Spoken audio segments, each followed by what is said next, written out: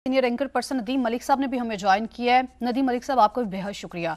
नदीम मलिक साहब, एक तो फैज हमीद के खिलाफ कार्रवाई जारी है, दूसरा मजीद 3 रिटायर्ड अफसरान भी फौजी तहवील में लिए गए हैं और तीनों अफसरान को फौजी नज्म जब्त की खिलाफ वर्जी पर तहवील में लिया गया। क्या कहेंगे?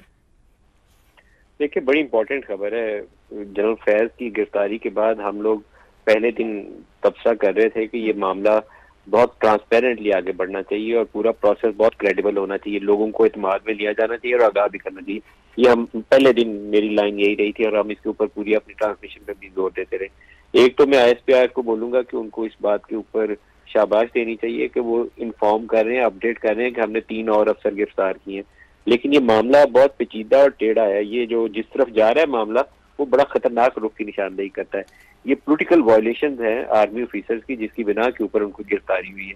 अब ये मामला अगर 9 मई से जुड़ता है, जो हमारी क्या असर है यही है कि ये 9 मई से चीजें जुड़ रही हैं, या PTI की जो बाज पॉलिटिकल मूव्स हैं, उनके प्रोटेस्ट हैं या उनका बयानिया है, उसके साथ ही चीजें जुड़ रही हैं। तो ये एक बहुत ही खतरनाक रुख की निशानदेही होगी।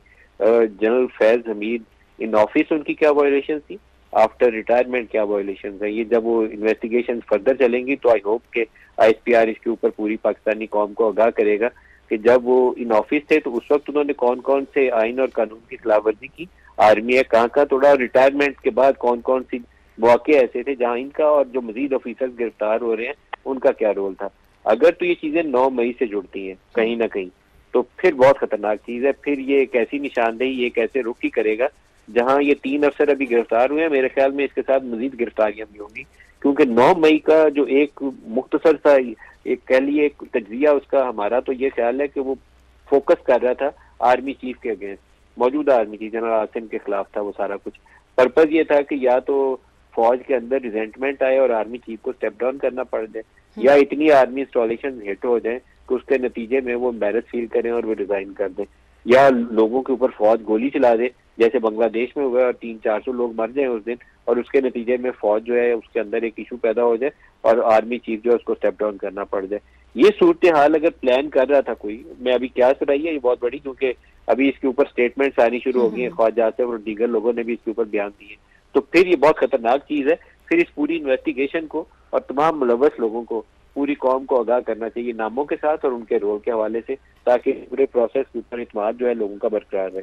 जी नदीम मलिक साहब, आपने कहा है कि मामला पेचीदा और टेढ़ा है, क्या रुख इख्तियार करेगा इस पर भी आपने रोशनी डाली है। कुछ साबिक अफसरान सियासी मफादात की मां पर मिली भगत से अदम इस्तेहकाम को हवा दे रहे हैं। अब 3 अफसरान को मजीद तहवील में लिया गया है, तफ्तीश अभी जारी है और आपने कहा कि मजीद भी लोग इसमें आ सकते हैं सामने। तो आप समझते हैं कि ये जो एक मैसेज कन्वे किया जा रहा है पाक फौज की जानिब से, उससे जो अदम इस्तेहकाम की कैफियत है उसमें कमी वाकई हो सकती है आने वाले दिनों में? देखिए, अभी तो ये मामला थोड़ा सा टेढ़ा है, इसलिए ये नहीं मालूम कि इसका रुख क्या बनेगा, क्योंकि ये जो ऑफिशियल स्टेटमेंट है, ऑफिशियल स्टेटमेंट की आप जो आखिरी लाइन है वो पढ़े तो ये वो कह रहे हैं कि ये जो गिरफ्तारियां की हैं, उनके जो अकॉम्प्लिस, उनके जो साथ उनके सूलतकार थे या उनके साथी थे इस काम के अंदर जिनकी गिरफ्तारियां की हैं, they were trying to format instability at the behest of and in collusion with vested political interest. ये बड़ी खतरनाक चीज है। ये जो लाइन है बड़ी डेंजरस है। इसका मतलब है कि जो सियासी इंतशार है उसके अंदर ये लोग मुलव्वस है। सियासी इंतशार हमें बड़ा, सबको, पूरी कौम को पता है कि पिछले 2 साल से जो सारा कुछ इंतशार है वो तहरीक इंसाफ की या तो सियासत या 9 मई वाले वाकयात के इर्द गिर्द घूम रहा है। उसके अंदर अगर आर्मी के कुछ ऑफिसर्स का रोल है और वो ऑफिसर्स किस रैंक के थे, किस ओहदे मौजूद थे, इन ऑफिस कहाँ पर थे और कहाँ कहाँ उनकी पोस्टिंग रही है, वो जब नाम सामने आएंगे तो मामला खुलेगा। लेकिन अभी ख्याल यही है कि इसके अंदर ना सिर्फ आर्मी के कुछ लोगों की, बल्कि हो सकता है कि कुछ जुडिशरी से जुड़े हुए नाम भी हमारे सामने आए। मामला कुछ आगे चलेगा, अभी ये रुकेगा नहीं यहाँ पे, और स्टेबिलिटी तब आएगी कि जब पूरी प्रोब जो है लोगों के सामने आ जाए। ये इसका रोल था, इस बंदे ने इसको मास्टरमाइंड किया, और यूं ये 200 जगहों पे 200 जगह आर्मी की हिट हुई थी 9 मई को, तो 200 जगह ऑटोमेटिकली हिट नहीं हो सकती। आप, मैं प्रोटेस्ट करना कहीं चाहूँ, पूरी कौम को हक हासिल है कहीं प्रोटेस्ट करना चाहे पीसफुली, किसी बिल्डिंग के ऊपर चढ़ाई करने का हक नहीं होता। तो आप जाके GHQ के सामने क्या करेंगे, प्ले कार्ड लेके खड़े हो जाएंगे प्रोटेस्ट करना, या पार्लियामेंट के सामने आप प्ले कार्ड लेकर खड़े हो जाए। ये प्रोटेस्ट का आमतौर पे तरीका होता है। पब्लिक बिल्डिंग के ऊपर आप चढ़ाई करें तो आप कानून तोड़ते हैं, उसके ऊपर सजा होती है। तो 200 जगह ऐसी थी जहां उस दिन चढ़ाई हुई। आर्मी का वो किला बाला हसार है, किला चक्र है, उसके ऊपर भी लोग ऊपर चढ़ गए, चढ़ाई वहां पे भी होगी, आग वहां पे भी जल गई। तो ये मामला बहुत संजीदा है। अब ये आर्मी ऑफिसर के नाम जैसे जैसे और इनका रोल आएगा, फिर मामला पता चलेगा कि कहाँ स्टैंड करते हैं। ठीक, नदीम मलिक साहब साथ मौजूद रहिएगा। मोहम्मद अली साहब, सेम क्वेश्चन आपसे sir, what is your take? Mohammad Ali साहब से भी बात करेंगे। नदीम मलिक साहब, अब आने वाले दिनों में इसके बाद आप क्या बनता हुआ देख रहे हैं? क्या मामला, क्या रुख इख्तियार करता हुआ आपको दिखाई दे रहा है? कोई मंजर कशी कीजिएगा फ्यूचर की। देखिए, अभी इसको डायरेक्शन हम कहें कि इसकी सेट होगी है, वो शायद कबल वक्त है। डायरेक्शन इसकी तब सेट होगी कि जब ये जितने लोग जिनको कह रहे हैं कि वो कोल्यूजन कर रहे थे और इनके वेस्टेड पॉलिटिकल इंटरेस्ट जो थे उसके लिए इनकी मूव्स थी, ये सियासी जो इंतशार की बात बार बार आर्मी चीफ कर रहे थे, लेकिन अब तो वो नामों के साथ एटलीस्ट हमें एक नाम का पता है कि उसको जो स्पीयर हेड कर रहे थे वो जनरल फैज कर रहे थे। ये आर्मी का बराह रास्त उनके ऊपर चार्ज हो गया कि उस पूरी कैंपेन को वो स्पीयर हेड कर रहे थे। अब 3 उन्होंने ऑफिसर्स पकड़ लिए हैं जो उनके साथ कल्यूजन में थे। आज ही इमरान खान ने अगर उनका बयान पढ़े जो उन्होंने इंटरेक्ट किया है कोर्ट के अंदर, तो उन्होंने कहा कि जब जनरल बाजवा ने जनरल फैज को DGISI की पोजीशन से हटाया तो मेरी उनके साथ बहुत तलख कलामी हुई थी। ये अल्फाज अभी रिपोर्ट किए उन्होंने, जो रिपोर्टर्स वहाँ कोर्ट के अंदर मौजूद थे। तो इसका मतलब यह है कि बहुत सारी चीजें आपस में जुड़ी हुई हैं। इसको मास्टरमाइंड कौन कर रहा था और उन प्रोटेस्ट को मैनेज कौन कर रहा था, ये जब तहकीकात खुलेंगी तो फिर इसका स्केल भी अंदाजा होगा कि इसका स्केल क्या था, आर्मी के अंदर इन सर्विस और रिटायर्ड लोगों की क्या इन्वॉल्वमेंट थी, और उसी के ऊपर सजा और जजा का तयन होगा। और शायद सियासत का रुख भी उसी बात को, वही बात मुतयन करेगी कि इसका स्केल क्या है। अभी आर्मी के लोगों का जो स्केल है देखो बहुत हाईएस्ट लेवल है, फॉर्मर DGISI बहुत हाईएस्ट लेवल है। नदीम मलिक साहब, इस पर मजीद भी आपसे बात करूंगी, आप साथ मौजूद रहिएगा। सीनियर तजियाकार राशिद वली साहब ने भी हमें ज्वाइन किया है। राशिद वली साहब, आपका भी बेहद शुक्रिया समा के लिए वक्त निकालने का। राशिद वली साहब, फैज हमीद के खिलाफ फील्ड जनरल कोर्ट मार्शल की एक तो कार्रवाई जारी है, दूसरा मजीद 3 रिटायर्ड अफसरान भी फौजी तहवील में लिए गए हैं और तीनों अफसरान को फौजी नज्म ज़ब्त की खिलाफ वर्जी पर तहवील में लिया गया है। क्या कमेंट करेंगे? हेलो जी राशिद वली साहब, आपको आवाज आ रही है? I got it. Rashid Wali, ये आप जी इस पे जो अभी तफसीलात आई हैं, अब ये असल चीज तो ये जानने की है कि ये केस जो है इसकी नोयत क्या है। और अगर नोयत ये है कि ये साजिश हुई है, कोड ऑफ कंडक्ट का ब्रीच हुआ है और स्टेट के और इंस्टीट्यूशन के मफादात पे जक लगाने की कोशिश की गई है, तो फिर तो एक इंडिविजुअल पे ये बात नहीं रुकेगी। जो जो उनके साथ इन्वॉल्व थे तो उनके खिलाफ अगर एविडेंस टेंजिबल है, स्ट्रॉन्ग है, तो उनको भी इंसाफ के कटहरे में लाया जाएगा।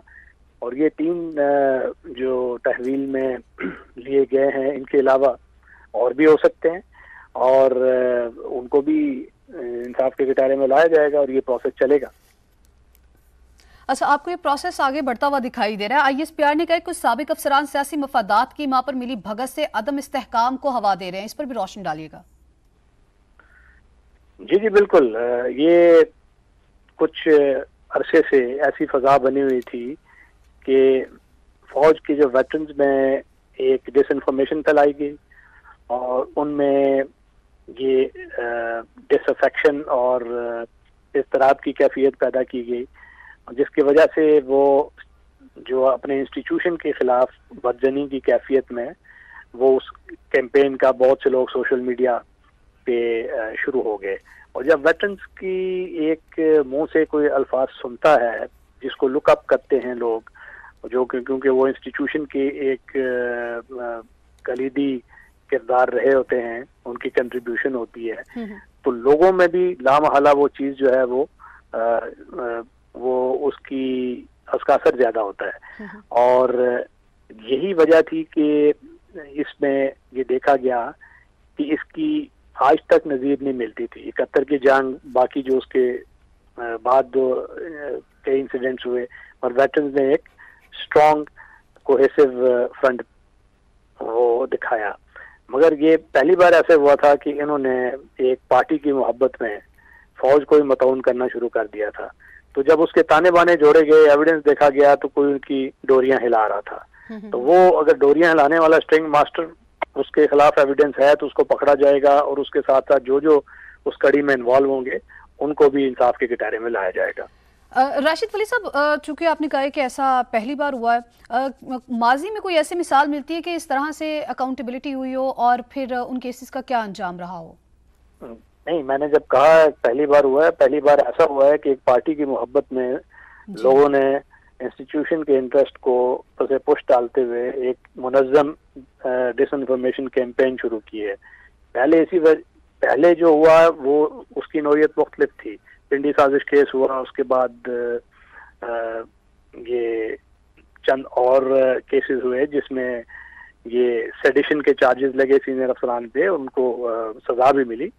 मगर ये इस किस्म का केस कि जिसमें एक पॉलिटिकल पार्टी का फेस बन गए कुछ वेटरन्स और उनको इन्वॉल्व हो गए एम्बिशन में या किसी और वजह से, और उसकी सोशल मीडिया की जो डिसइंफॉर्मेशन कैंपेन है उसका हिस्सा बन गए और उनकी प्रॉपर प्लानिंग करते रहे, तो लोगों में फिर ये एक जो इस्तराब था वो जायज़ था। क्योंकि अगर वेटरन्स की एक डायरेक्शन से एक काम हो रहा हो तो वो बहुत खतरनाक हो जाता है, क्योंकि वो इनसाइडर होते हैं, उनको इनसाइडर इन्फॉर्मेशन भी होती है और वो ऐसी इन्फॉर्मेशन लीक कर सकते हैं जिससे इंस्टीट्यूशन के इंटरेस्ट पे जक पहुंचती है। और कुछ लोगों ने ऐसा किया है तो उनको इंसाफ के दायरे में आना पड़ेगा। ठीक है, राशिद वली साहब आप हमारे साथ मौजूद रहिएगा। सीनियर तजियाकार इफ्तिखार अहमद साहब ने भी हमें ज्वाइन किया। इफ्तिखार साहब बेहद शुक्रिया। इफ्तिखार साहब, मजीद 3 रिटायर्ड अफसरान भी फौजी तहवील में और तीनों अफसरान को फौजी नज़्म व ज़ब्त की खिलाफ वर्जी पर तहवील में लिया गया, क्या कमेंट करेंगे?